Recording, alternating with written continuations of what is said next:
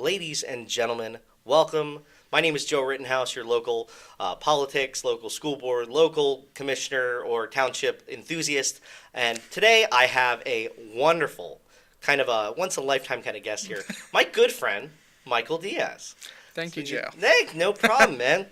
And thank you for having me. Absolutely, dude. So, full disclosure, we've met before. We've hung out. We've hung out before, but I don't know much about you, outside of the small interactions that we've had.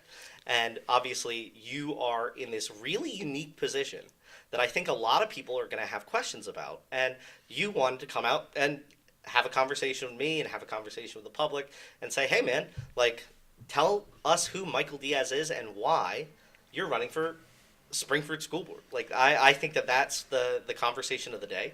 And so I've got some questions here that people have sent to me. And but first, just tell me, who are you? Who is Michael Diaz? Like, tell me about yourself. Well, broadly, I'm the candidate for School Board in Region 2 of Springford.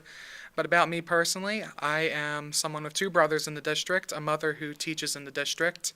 I'm the class president for the class of 2026, and I'm someone who really wants to make an impact in my community. So you're a student running for your own school board. That's the thing I think a lot of people are excited about, and a lot of people hear like, "Whoa, is that even possible? Like, is that legit?" So I know the answer is yes, you can obviously run, and yes, you can. But to explain to people why, what prompted you to decide to run for school board, and now, what is the thing that the public should know about why you decided to run, especially as a student, which rarely happens? Well, there are a couple things. As a student, I get to see what's happening in the building. I get to hear from teachers, taxpayers, and other students. And I think there are issues that need to be addressed. Number one, I think special education in the district is very important. Not only should we protect special education, but we should work on expanding it. We've actually had to settle $1.2 million in lawsuits over the last 5 years in the district because we have not been performing to the standard that we should be regarding special education. It is really a shame because every student deserves to be educated no matter what their situation is. Absolutely. And as a student myself, I've seen the impacts of it. I've seen how students are feeling regarding decisions made at the board level. There are issues that, as a student, I get personal insight into that not any other director can say that they're seeing this. And someone who's impacted by board decisions, I think, in my opinion, has the best idea of how to vote on those decisions. Because I get impacted by that budget. I get impacted by the policy. I don't just have to live with the vote, I have to live with it in my personal life. So you're currently a junior in Springford, and so you decided to run because whether you like it or not, the board was already affecting your school, your quality of school life, and your education, and you are in this unique position where you're old enough to run in the board and impact those ways. So that's awesome. I think first and foremost, that's really cool. So being as a student, you're more prepared for this than probably a lot of people like myself. I've been out of high school since 2008. So I guess the question, I know I've seen this question asked before, but you're a student now. You'll be a student next year. If you get elected, you'll be on the board as a student. But the term is 4 years. So do you have a plan? Or are you going off to college in a way? Or are you committed to those 4 years being on the Springford School Board? Yeah, just like any other board member, I would serve out my full term. Awesome. I would attend school locally, and I believe that is a commitment I can keep. I mean, for example, there are board members who have families and work full-time jobs. I know that in the past, some of them have been going back to school. So I think there's no reason why someone who's attending college locally can't serve and make the same impact on the board. Love it. So, all right. Well, hey, you're running. You've got the petitions. You're on the ballot. What day is the primary? May 20th. May 20th. May 20th. Michael Diaz. May 20th. There's your vote. So, the primary's coming up and the general election's in November. But, I mean, a lot of people are going to ask the issues, the most important. So you brought up special education. There are two more other really important issues to you, or three more? Like, what, if you had to sum it up, 3 bullet points or 3 talking points, what are the most important issues facing Springford School District at this moment? Well, I think special education, which I already touched on, is important, but I'll move on to, I think, what else is very important to the taxpayers, and that's fiscal responsibility. And I'm going to be blunt. you are having a tax impact because of the leadership at the board level. Over the last several years, your taxes have raised 20%. Are you serious? I am serious. That's insane. So fiscal responsibility, cutting back on those taxes in some capacity. I mean, I just moved here, so this is the first time I've heard of it. So my taxes have been set, but 20% in 5 years. Yes. Yeah. Wow. It's a shame because the community really should have a voice in that. And I feel that leads me on to my second point is I think that transparency is incredibly important on a board. Currently, Policy 903, which has been in place for a long time, is kind of being used to shield the board from questions from the community. And if it was up to me, and even though I have to work with 9 other people to get it passed, I would like to amend Policy 903 to allow for Q&A on the board so that we can work with the community to address a whole plethora of issues, whether it be special education, the budget, policy. It's better when you have the community involved. This kind of back and forth. Yeah, Exactly, because if we are having this back and forth, we're going to get more done within the interests of the community.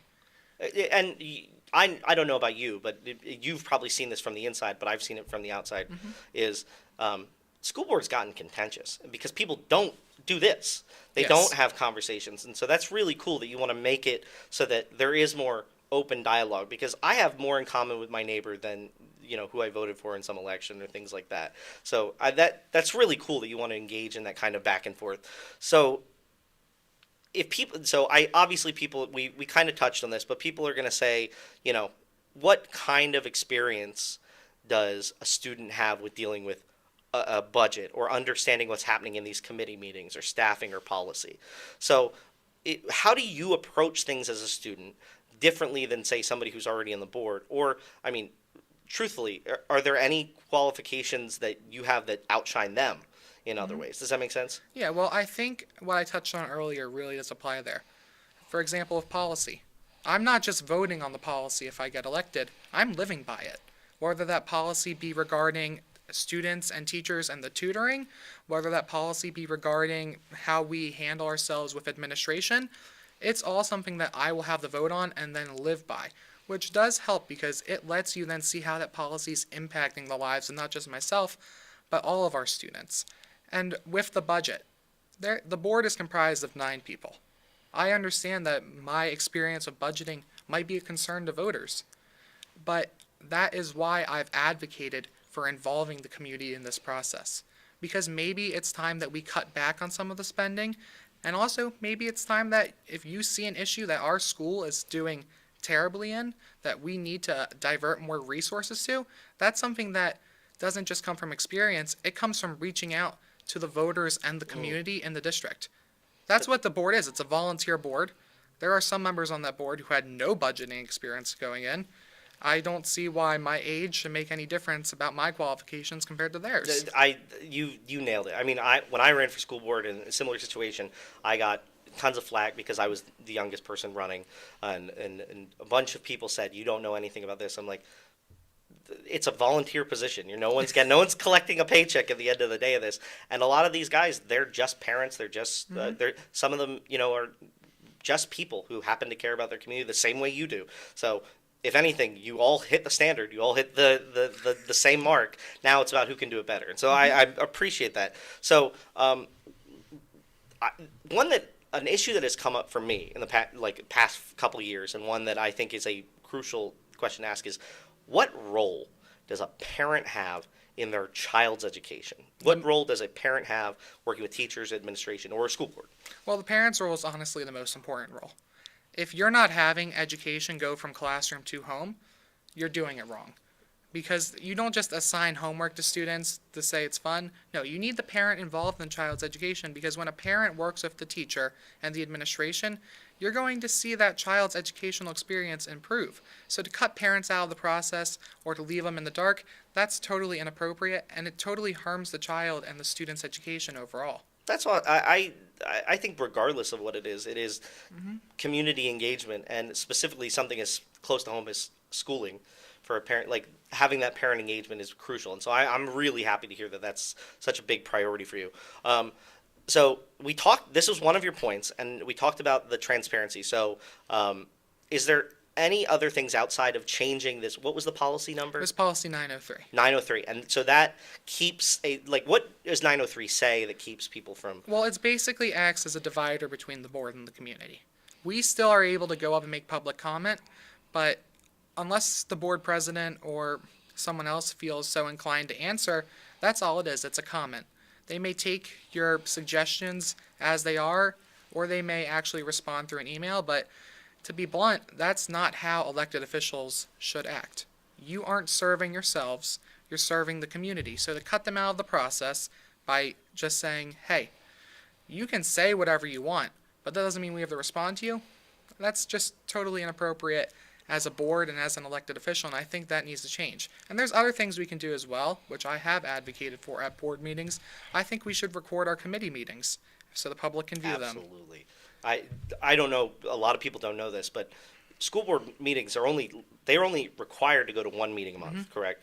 But there's a myriad of committee meetings between these meetings, and you guys, school board has a work session as well. The school spring board have a work session as well. So you've got 4 other meetings or more a month that are not recorded publicly, that many people don't know are happening. But that's one of the reasons sometimes it feels like parents get up and talk to a brick wall. It's because all these conversations have already happened in the committee meeting that they didn't record, that people don't know about, and then here you are saying, let's record them, let's put them out there, because I think that that's a huge way to engage transparency. Yeah, it's very important because I go to all of the meetings. All of them? I do. There is rarely a meeting I miss that involves anything we're getting done that's public. Wow. So these meetings are open to the public. They are available on Zoom, but if you miss that mark, you're not going to hear any of the conversations that happened. And it's not like these are insignificant meetings. They're discussing policy, budget, finance, property. All of these committees that act separately have an impact on your life and on one of your biggest tax hits when it comes to tax season. I still have always blown me away that those aren't recorded because, a side note, like I once went to a committee meeting in another school district and they openly talked about how they were going to change this policy and they hope nobody found out about it while I was in that meeting. And I was like, I'm here, and they didn't realize it. So I totally get that's a huge thing. So one of the things that I also got asked about, and you might know, we all kind of are dealing with this in our lives, is, our world's kind of polarized right now. There's a lot of people who think to the left or to the right, and they have to come in contact with each other. And a lot of people are pushing each other away. But if you're elected, you will be on that board with people you disagree with, politically or culturally or anything like that.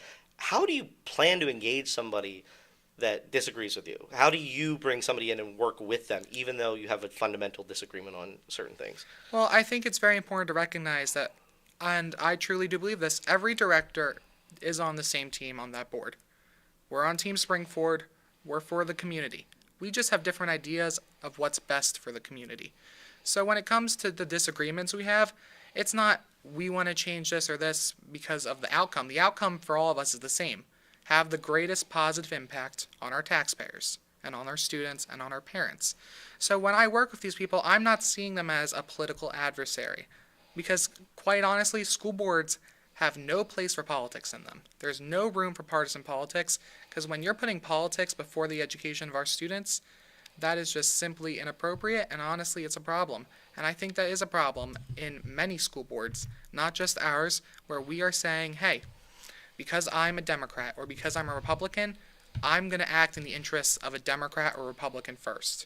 Your first interest should always be towards the community on that board, and I think that's how I would approach any decision I make. That's awesome. I love to hear that. So you're going to be working with people who disagree with. Another question that has been brought up to me is students' mental health and well-being. So we understand the education side of what a school or an education should be, but it's a stressful place. You would know before I did school. Like it feels like it's only gotten more stressful. So how do you help to plan to address student mental health and wellness, or like what has been done, or what would you do better?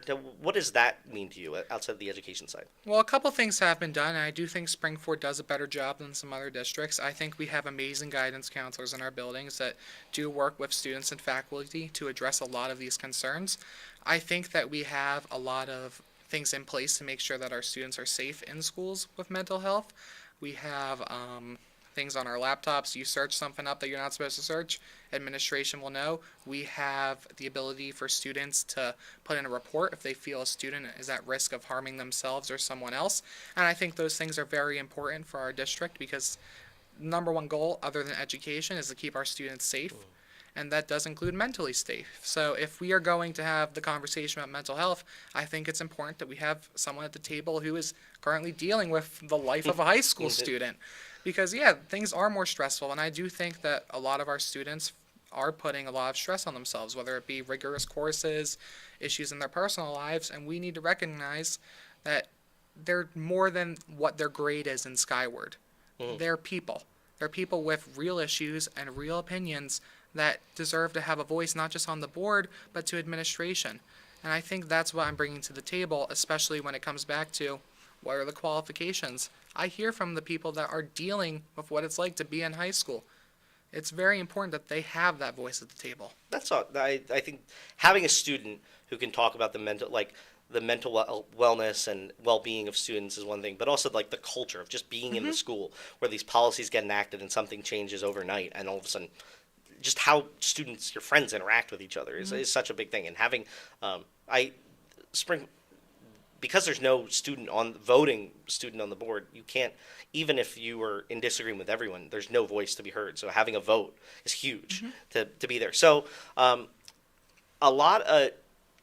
there's a lot of people who, when it comes to schools, they talk about the students, and they talk about the parents, and they talk about the teachers and the administration. But you and I both know, and I think there are a lot of people who are going to see this who are outside of that mold. So there's childless families, there's senior citizens who haven't had a child in the district forever. They're just non-traditional families that are not a part of the conversation. They're people who go to a charter school or maybe a private school that are on the outside.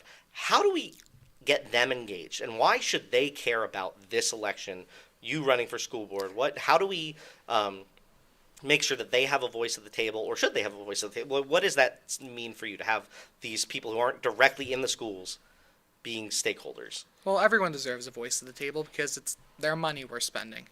And to address why it's important, public education, and to be blunt, if you're having, for example, you brought up folks who are retired, folks who don't have children, public education and the state of your schools, that does have an impact on your life, whether it be property values, whether it be just raising the next generation to be as successful as possible.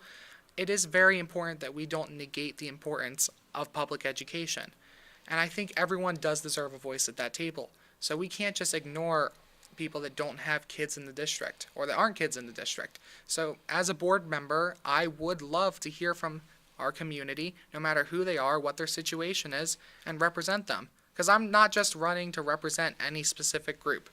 I'm running to represent all of my voters of Region 2 and the district overall, no matter who resides there. That's the duty you have as a board member, and we need to make sure that we remember that when we go to vote. So I'm going to spin off from that because there's a question here that I think is pretty important, and I've heard this a million different times, is what do you think about charter schools, how charter schools operate in Pennsylvania? This person who specifically asked, a lot of people say that charter schools don't have a voice in public education, but should public education have a voice in charter schools? Like, do you see it as them siphoning money away, or do you see this as, hey, they're moving from, a school that they could normally go to, a public school, but they don't feel represented there, so they're taking their money elsewhere? Where does charter schools fit into this for you? Well, the need for charter schools primarily comes from the public schools not doing enough. I don't see charter schools as siphoning money, even though I understand there's some people who feel that way. I see charter schools as competition. Listen, if you are a public school director, your personal goal should be that the parent doesn't want to have to turn to that charter school, that they're getting the education for their students in your public school. So I'm not seeing them as I'm not seeing them as something to be defeated. I'm seeing them as something to build us up.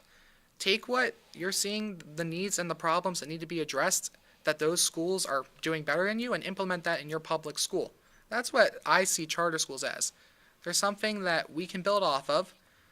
There's something that is a useful tool for many families, but they're also something that reminds us that we can always be doing better as a school district and as a public school. There wouldn't a charter school wouldn't exist in your district if your district was what those parents desired in their education. Yeah, if And we were serving every family exactly how they wanted to be served, and I know that's entirely impossible, you can't make everyone happy, but you should always strive to be better. That doesn't mean just saying, well, we're the public school here, that's how it's going to stay. No, that means even though you're the public school, you still want to provide a better education for your students every day. It doesn't stop. There's no limit to how great you can be as a school district. and people don't. I always find this interesting. People don't think about the fact that like I moved from one public school district to another public school district specifically because that public school district was failing me, and I wanted to raise my kids in Springford. And so I feel that that's something we don't talk. There's competition between other school districts. So And I've heard that a lot, especially from, like, I go out door knocking to talk to our voters and community, and I think it's very important that candidates do that as well. And what I hear is, I brought my kids, I moved my family to Springford because of X, Y, and Z, whether it be our special education, whether it be our teachers, or whether it be how much we're willing to invest in each student. People have said they've moved to Springford for our public education, but on the same token, I've heard people say it's no longer as good as it used to be. so you got that back and forth. So striving for a better Springford just helps everybody. Exactly. Exactly. So it's nobody's nobody's an enemy. It's just friendly competition. And if you get somebody like Michael Diaz on the school board, ideally we're going to be blowing them out of the water. So that's good to hear. So what do you hear, especially as a student? You hear some students say things like, I don't feel engaged in the classroom, or I feel bored. They say that they don't feel as prepared for the future as maybe someone like I was, or in different aspects of their lives. So what do we do to keep students engaged? And is it something that is there a policy you'd recommend, or is there a resources that could be diverted? How do we keep students engaged in their education so it's just not a stepping stone into college and then they forget about public education? Yeah, well, I think there's a multitude of ways you could address that issue, but the best way to keep students engaged is to do what they're comfortable with and what they're excited to learn. And I think we have done a better job at that than some other districts. We do offer a wide variety of classes, and I also think that it's important that we open up like the tech school, for example, having students be able to pursue a future career path that's outside the course of a 4 or 2 year degree. I think that's important too, because every student's different. Every life after high school is going to be different. So we need to treat our students as people. That's how you're going to get them engaged. If they're doing what they feel is preparing them for the future, I do think our students will feel more engaged. That's why I'm so proud that we do have the Western Montgomery Tech Center, and I think that's something we should continue to invest in as a district. Awesome. So I'm just looking over some of our questions here. So we talked about charter schools. We talked about different ways to keep students engaged. Let's go back to taxes just for a moment. So you said taxes have been raised 20%. Yes. So how do we? What specific things? Now you talked about diverting resources. What specific things do you see as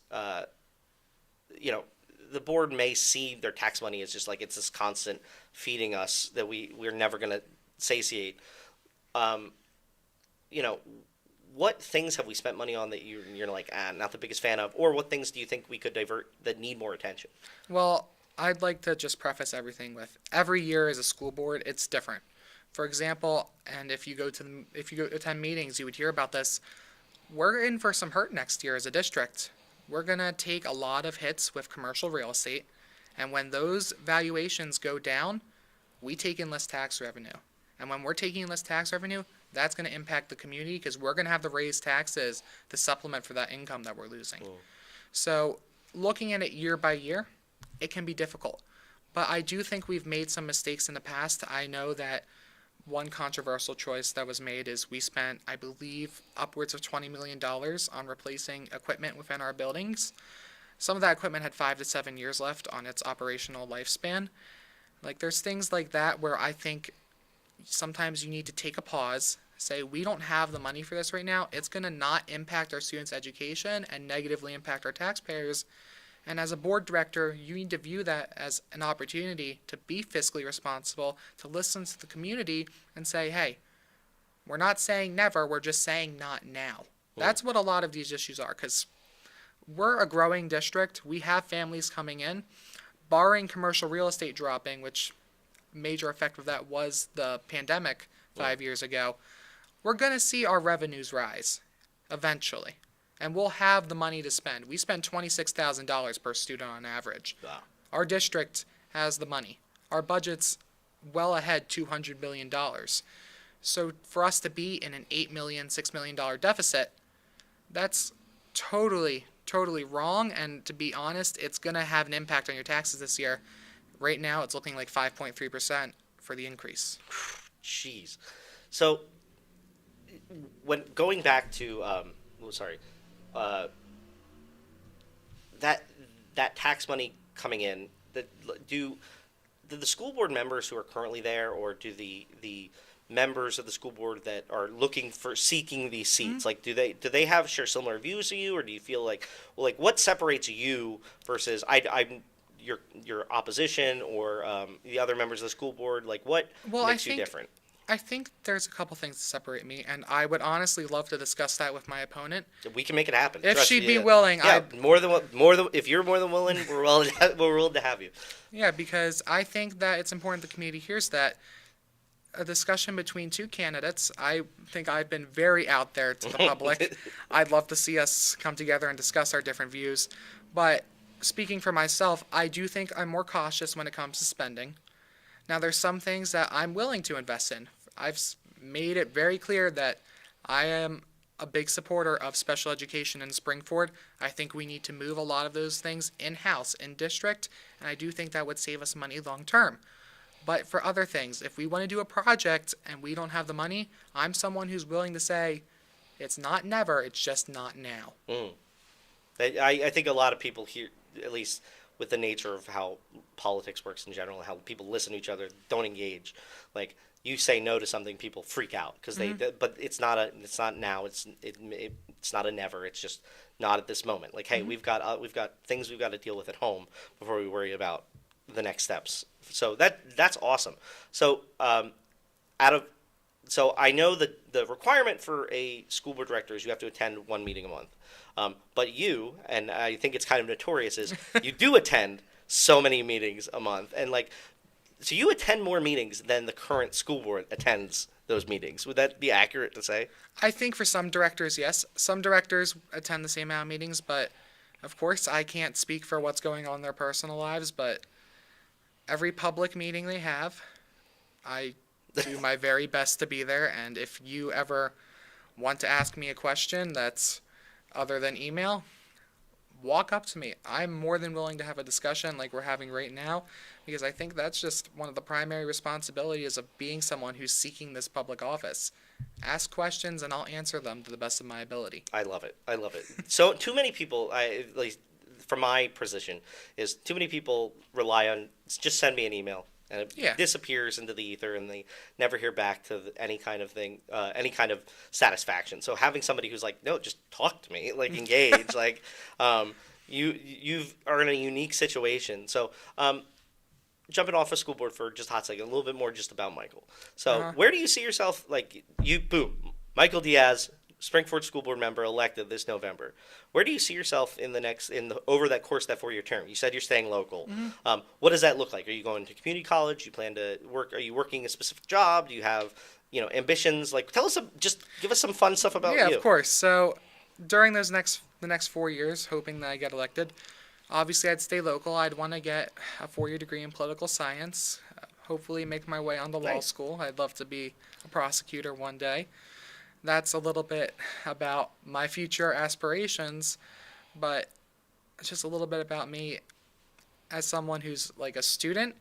I do a lot within the Springford schools. I'm, as I've said, the class president. I'm also the president of our debate team and club. I'm the president of our German club. Nice. And I am the vice president, and this still shocks people, of our math club.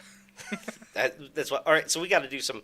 We got to do just a quick Q&A. What's your favorite subject in school? So I actually like history the best. History. Do you have a favorite time frame in history? Like, I'm a big fan of ancient history. I love Roman history. I love the medieval.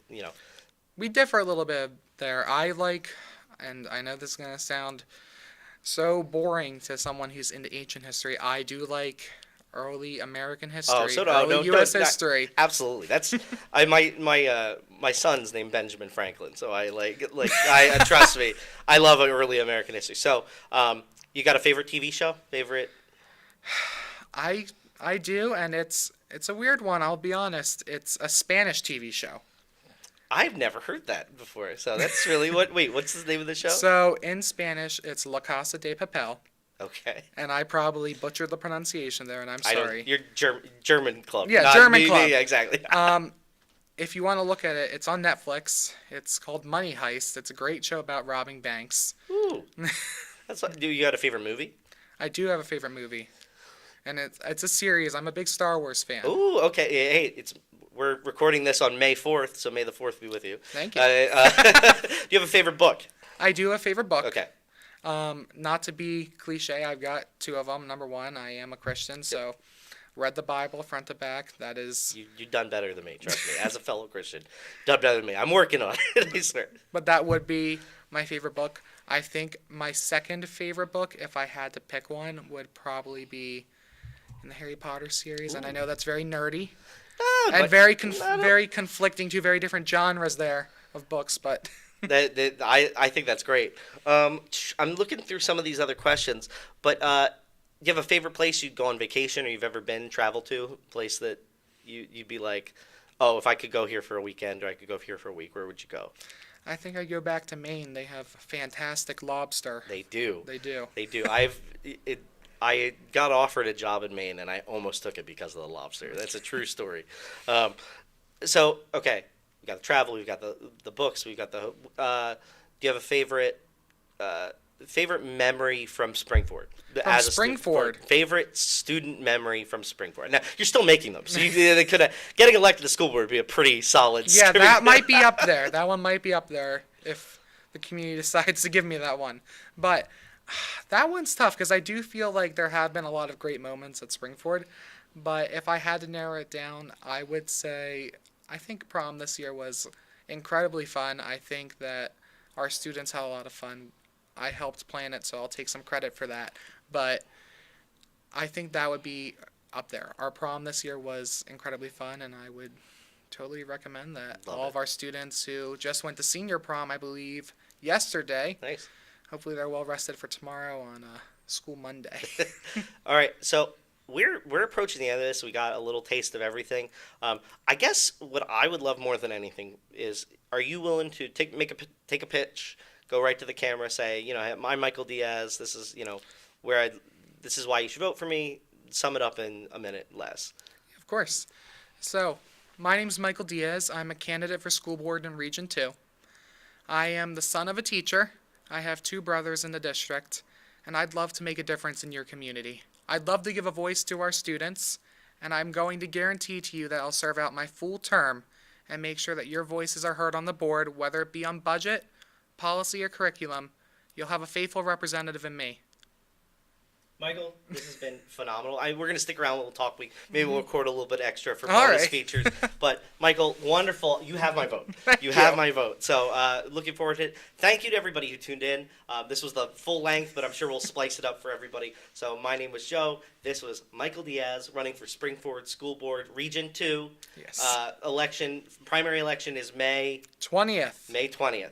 So that's. I'll see y'all there. See y'all there, and then we'll see you in November too. So maybe we'll do it again before November. So have a good one, guys. Thank you so much.